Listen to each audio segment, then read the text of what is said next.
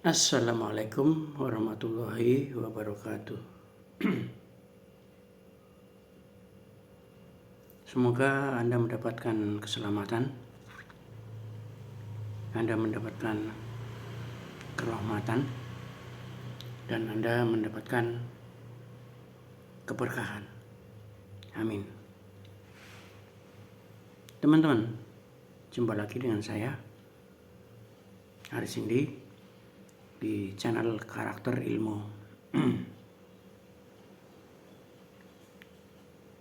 Teman-teman, alam akan mencapai keseimbangannya sendiri. Dulu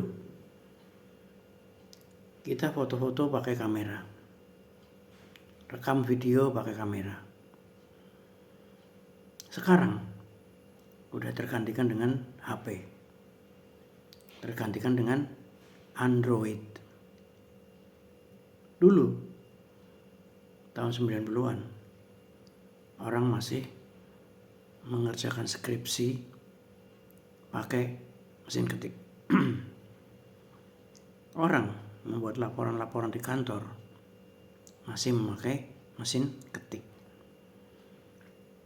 Sekarang setelah ada personal komputer, semua menggunakan PC. Bahkan sekarang udah ada laptop.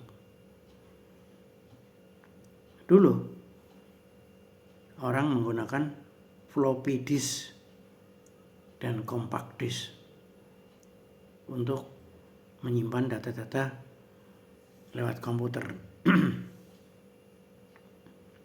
Sekarang setelah ada flash disk, apalagi sekarang ada lagi namanya solid state drive, SSD. Itu floppy disk dan compact disk semuanya tereliminasi.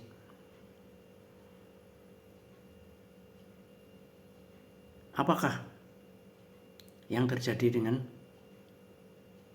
pabrik kamera, pabrik mesin ketik, pabrik floppy disk, dan compact disk? Saya yakin mereka tidak akan berdiam diri untuk menyesuaikan. Tidak akan tidak mencari bidang lain yang masih bisa mereka lakukan untuk bertahan. Teman-teman,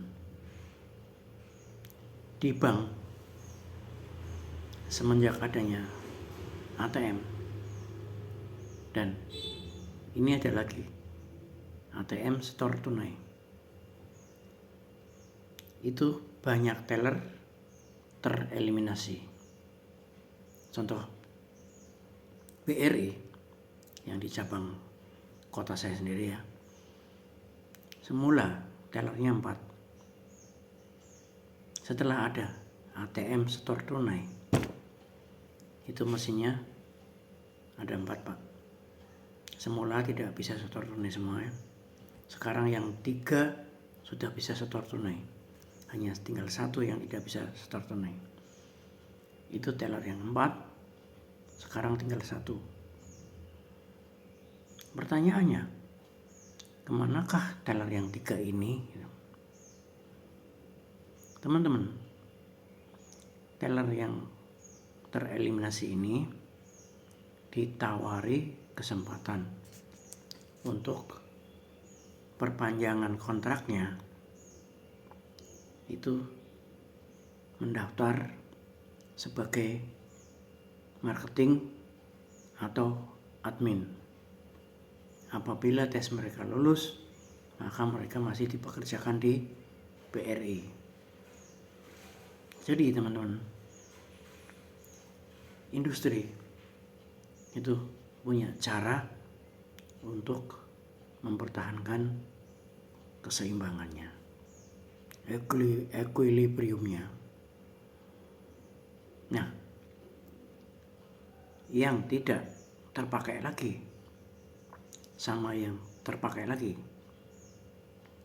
itu sebetulnya masalahnya di mana?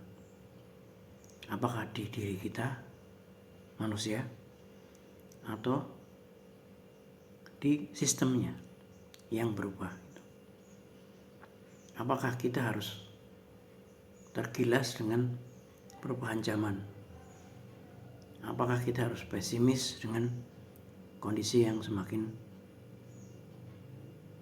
mengurangi pentingnya SDM dalam perusahaan, yang menambah tingkat pengangguran bagi kita? Apakah masalahnya di sistemnya atau masalahnya di diri kita? Apakah sebetulnya dari dulu memang diri kita bermasalah, tapi kita tidak merasa bahwa itu adalah masalah, sampai ada kondisi yang berubah sehingga kita tidak bisa move on? Mari kita lihat pekerjaan yang kebal dari AI, pekerjaan yang kebal dari artificial intelligence. Baru-baru ini 2024, Bill Gates, pendiri Microsoft ini sangat dekat dengan kita ya. Ada Microsoft Office, kita biasa ngetik pakai MS Word dan Excel. Ini Bill Gates yang mendirikan.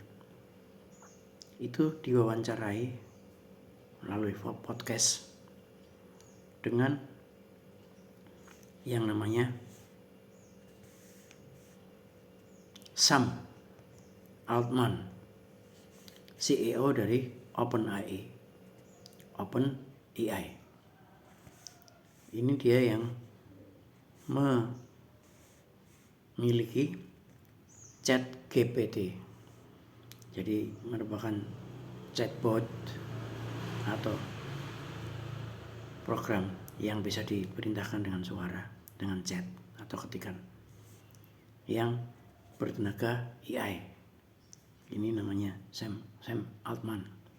Itu ngobrol dengan Bill Gates.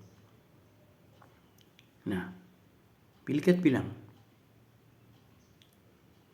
memang AI adalah harapan saya, harapan kita semua. Dengan AI, masyarakat kita semakin sejahtera, masyarakat kita semakin terbantu oleh AI. Mau ilmu sosial ada di situ, kita tinggal ngomong aja.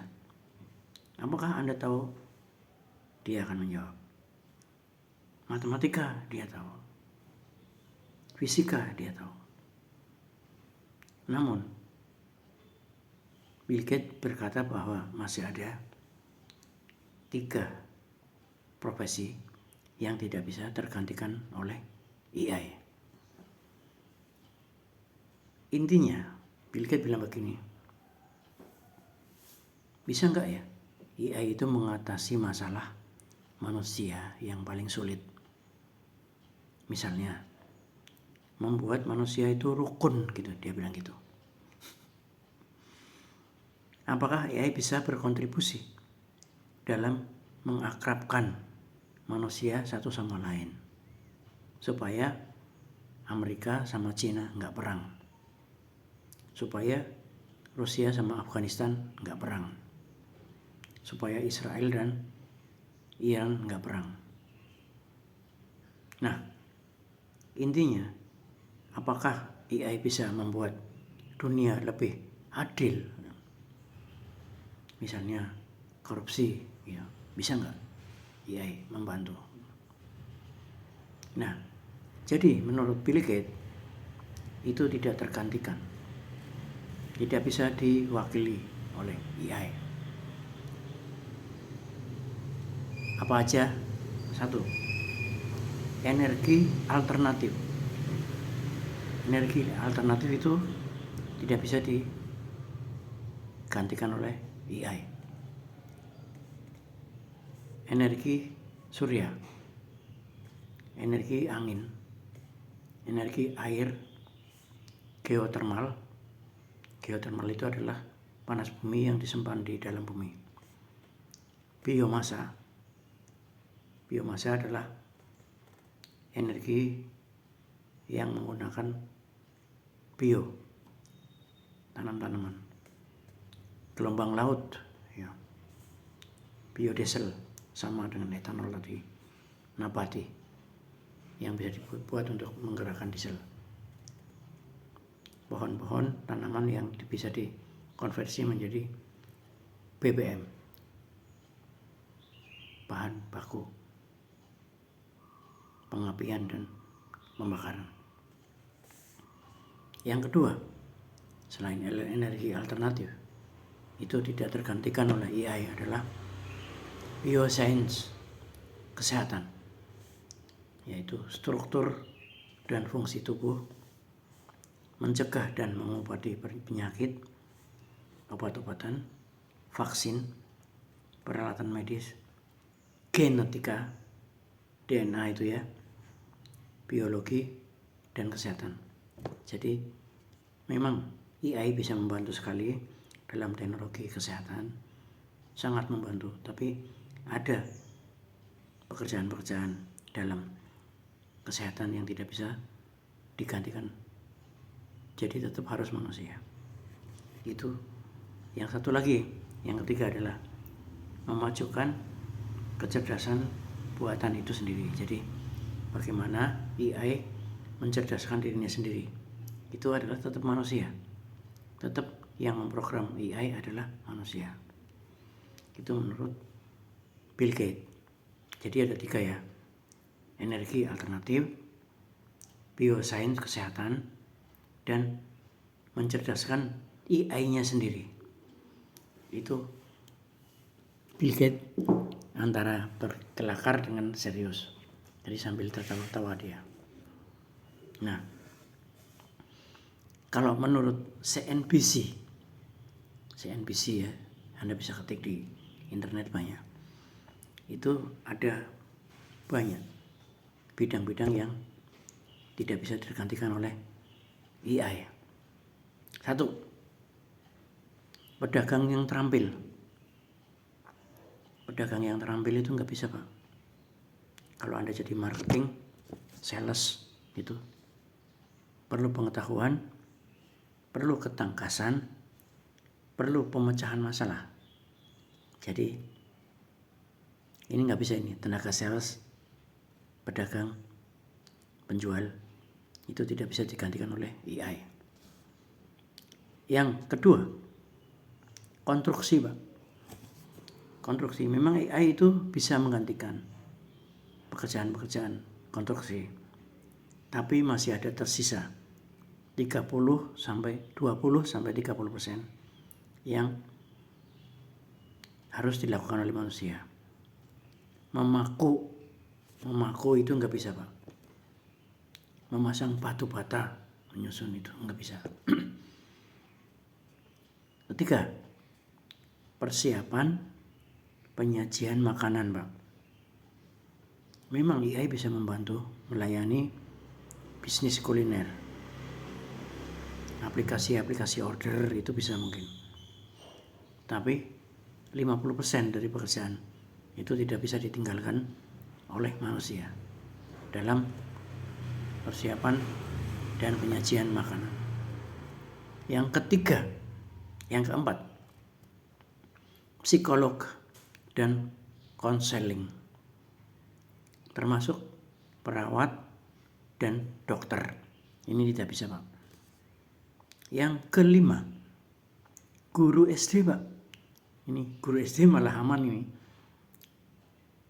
Yang disebut itu adalah guru SD menurut CNBC. Karena memang guru SD perlu kebutuhan interaksi manusia. Ada unsur ngomong di situ. Harus telaten gitu.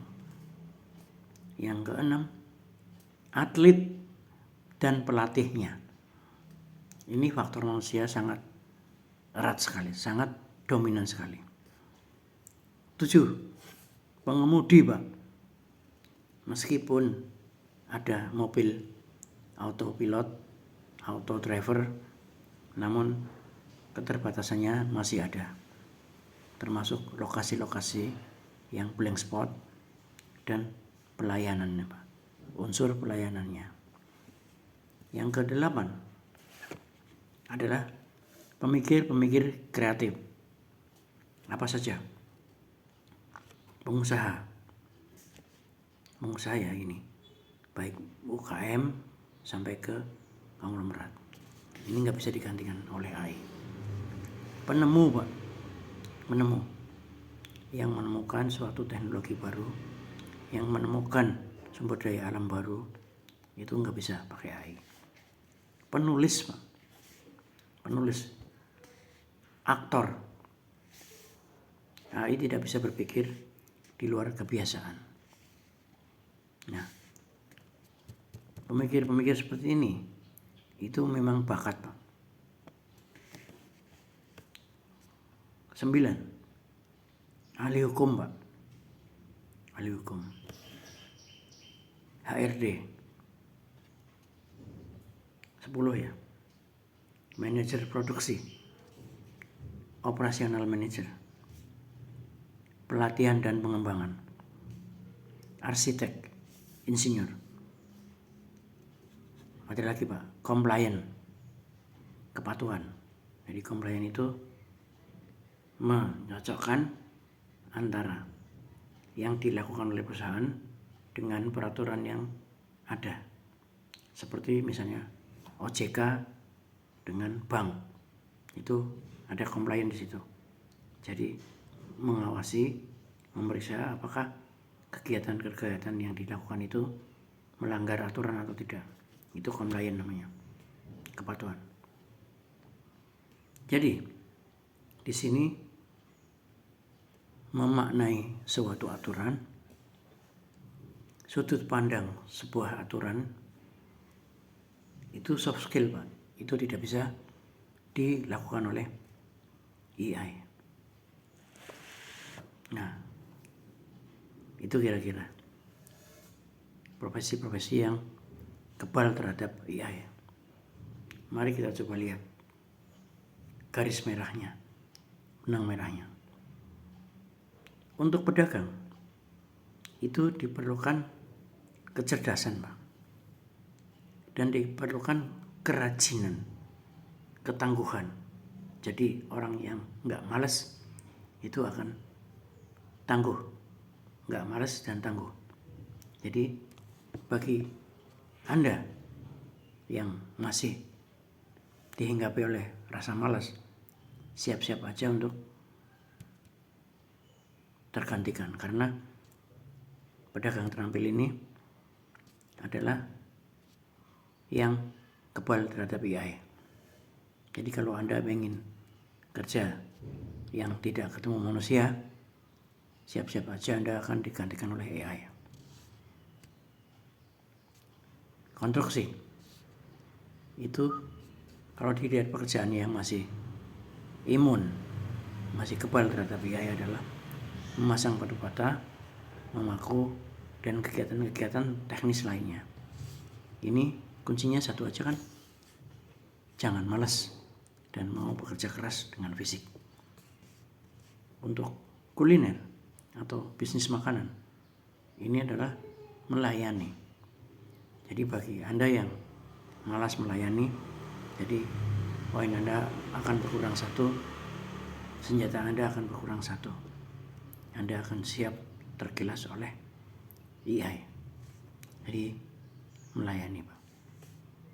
Psikologi, perawat dan dokter, konseling, itu adalah faktor bisa mendengar, bisa mendengarkan keluhan orang lain, bisa mendengarkan permasalahan orang lain, untuk kemudian dia memberikan solusi-solusinya.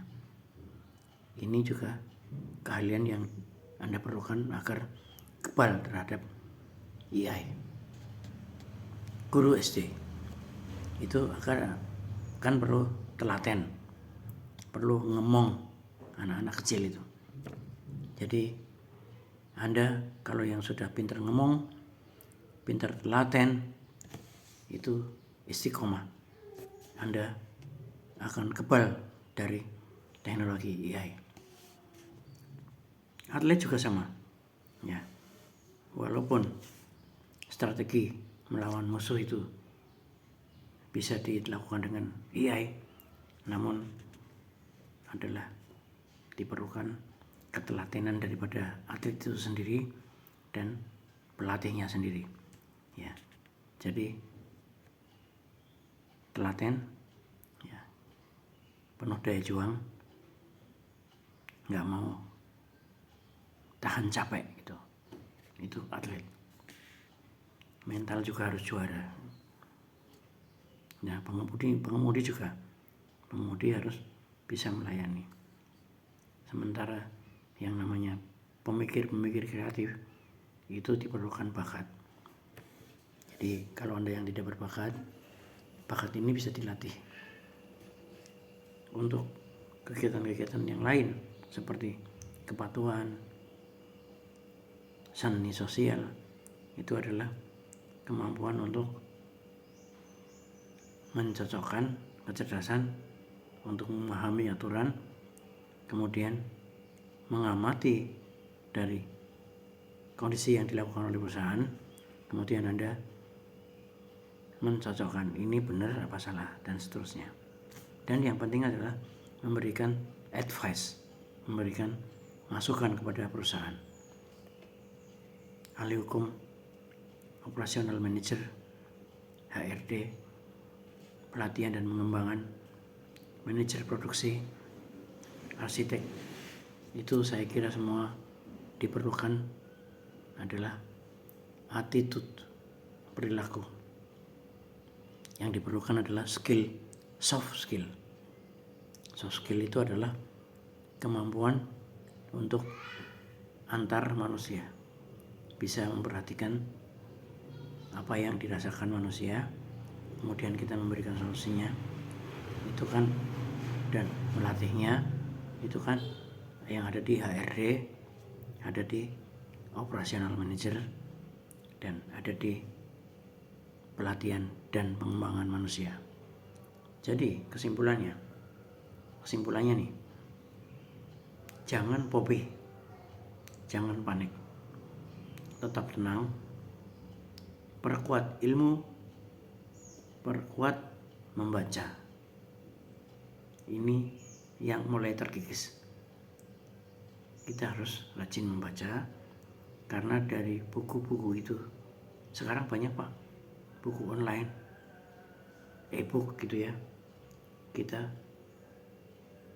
terus-menerus membaca, upgrade ilmu. Bagi Anda yang malas untuk upgrade ilmu, siap-siap aja Anda akan tergantikan oleh AI. Pertajam akhlak Pak. Itu yang tadi saya sebut sebagai perilaku, akhlak yang baik, perilaku yang baik, perilaku yang memberikan manfaat bagi orang lain, perilaku yang membuat orang lain lebih mulia, perilaku yang mensejahterakan sesama manusia.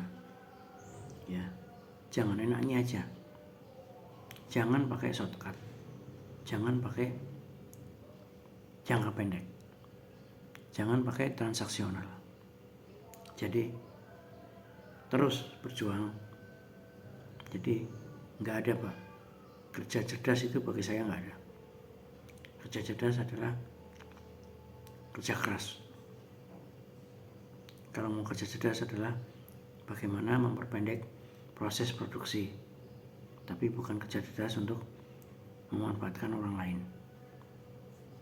Demikian, mudah-mudahan kita selamat dari serangan artificial intelligence. Kita masih bisa masih punya kemampuan, otak kita masih oke, perilaku kita masih bisa gotong royong, bisa memperhatikan orang lain, bisa bermanfaat bagi orang lain. Terima kasih. Assalamualaikum warahmatullahi wabarakatuh.